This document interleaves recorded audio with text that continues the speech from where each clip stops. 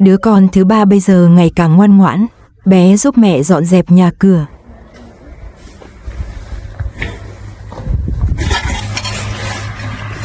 Ali thì có vẻ như bước đi cũng vững vàng hơn trước.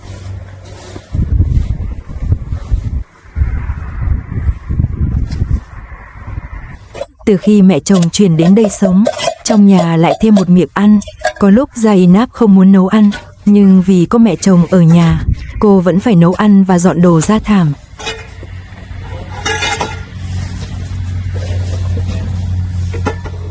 Hôm nay cô định dùng đồ hộp và trứng để làm món mới lạ. Đồ hộp hâm trên bếp ga rất nhanh nóng. Từ khi có bếp ga của anh trai mua cho thì công việc nấu ăn cũng nhàn hơn trước. Mẹ chồng ngồi bên cạnh quan sát con dâu bận rộn. Bà không quen dùng bếp ga, mỗi ngày nấu nướng đều do con dâu lo liệu. Mẹ chồng ở nhà chủ yếu giúp trông bé Ali. Hôm nay anh trai bận công việc nên không đến nhà em gái được. Zainab định ăn xong sẽ lên núi nhặt củi về.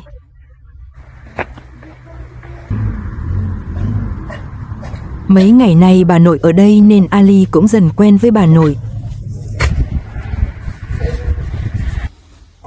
Cơm được dọn ra và cả nhà cùng ngồi quanh ăn cơm.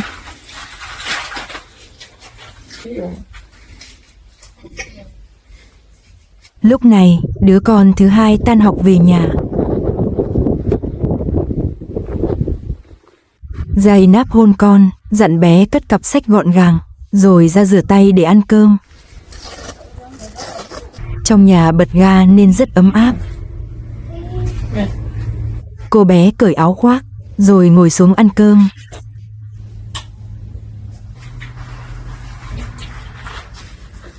Món ăn đều rất đơn giản, bữa trưa nhanh chóng kết thúc. Zainab bảo mẹ chồng đưa điện thoại cho mình, vì cô sợ bà gọi điện cho Nurbek. Dù sao thì Zainab cũng đã rút ra bài học.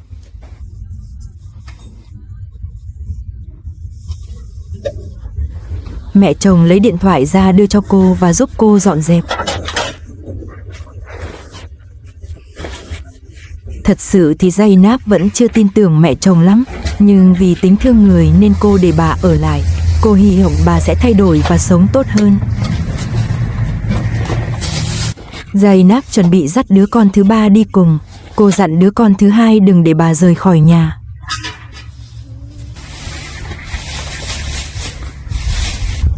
Sau đó, cô cùng bé thứ ba cùng nhau bước đi.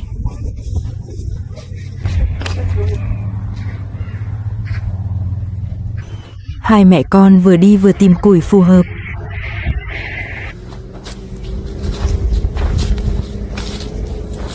Trên thực tế dân tộc này từ lâu đã dùng củi để nấu ăn và sưởi ấm. Vì vậy đi nhặt củi với phụ nữ ở đây giống như ăn bánh mì khô với nước lọc vậy, rất bình thường. Anh trai thương Zainab, không muốn cô quá vất vả.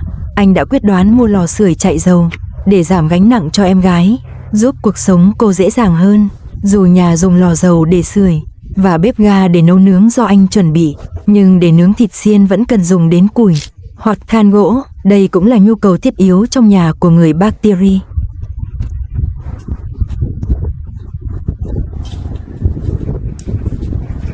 Đây là khu rừng sồi thấp, là do người khác thuê đất trồng ở đây. Có thể thấy vùng đất này rất cằn cỗi, đất và đá đan xen nhau nên chỉ có những cây thân gỗ mới sống được. Cũng có khán giả bảo Zainab nên trồng rau để cải thiện bữa ăn, nhưng thật sự thì nơi này rất thiếu nước, vì vậy rất khó để trồng rau.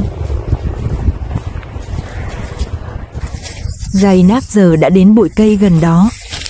Những bụi cây này đều mọc hoang, cành nhỏ và mảnh. Vào mùa này, một số cành khô đã bị gió lớn thổi gãy, nên rất dễ thu nhặt. Loại vật liệu này cũng rất tiện cho việc nướng thịt.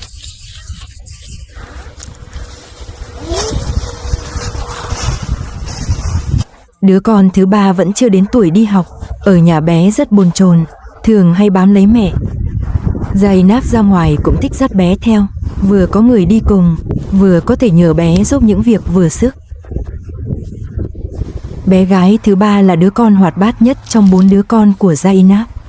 Cô bé luôn phụ giúp mẹ, đặc biệt cô bé rất quý mến cậu. Hầu như mỗi khi cậu đến thì cô bé đều chạy ra đón cậu.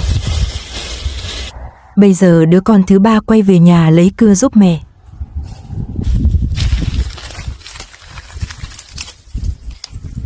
Nơi này cách nhà không xa, thêm nữa bé chạy rất nhanh, chỉ một lúc sau đã cầm cưa quay lại.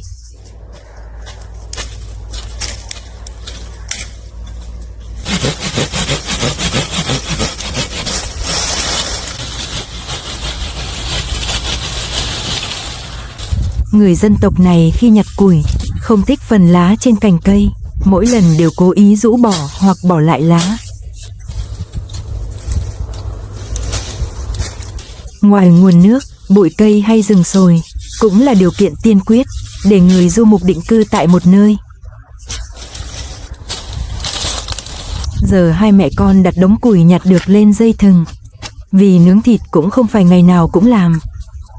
Zainab mỗi lần đi chặt củi cũng xem như một cách rèn luyện sau bữa ăn.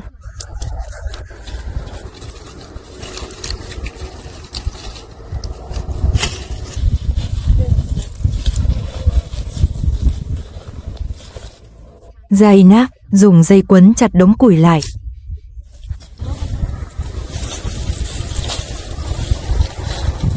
Hai mẹ con giờ quay về nhà, vừa đi vừa chơi dọc đường.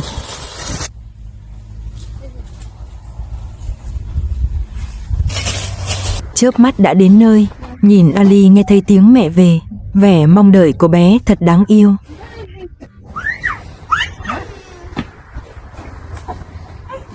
Mẹ chồng và con dâu trò chuyện đơn giản.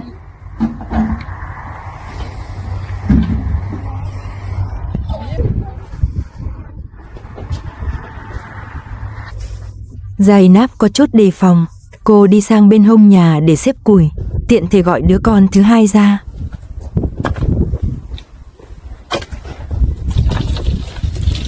Cô hỏi khi mình đi chặt củi, bà có rời khỏi nhà không? Cô dặn con tuyệt đối không được để bà ra khỏi nhà hoặc gọi điện cho Nurbek. Đứa con thứ hai nói bà luôn ở nhà. Chồng bé Ali phơi nắng, bà giúp rửa cốc chén.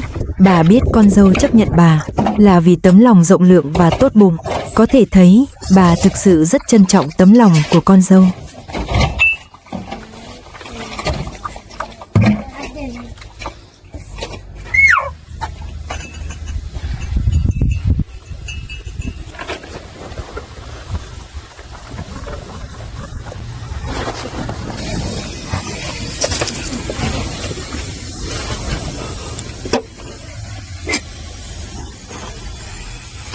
Trong nhà Zainab đang pha trà, nhìn con dâu và các cháu vui đùa, cảm nhận được bầu không khí đầm ấm rộn ràng.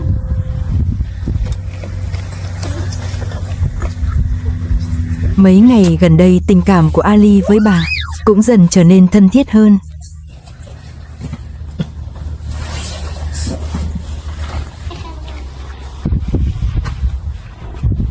Lúc nãy đi chặt củi, đứa con thứ ba phát hiện một chiếc xích đu bằng dây thừng.